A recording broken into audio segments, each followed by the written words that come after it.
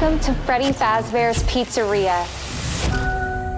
This movie is basically about a guy who gets a job working at this pizzeria from the 80s that's abandoned, and once inside, madness ensues. Have you met them yet? Met who?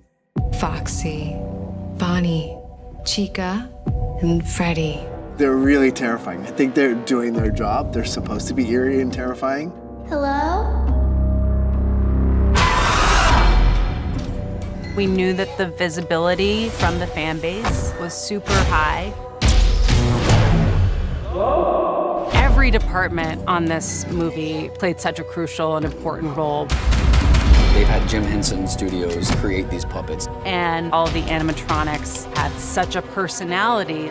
Chica, she looks happy, and then boom, she gets really scary. Bonnie is the most aggressive.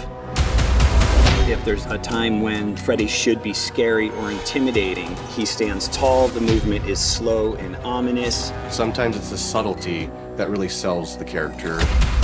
There's so much in the movie that speaks to the fan base. This is a movie that's going to have a lot of jump scares. The audiences are in for a ride. You will be blown away. It's the ultimate popcorn movie.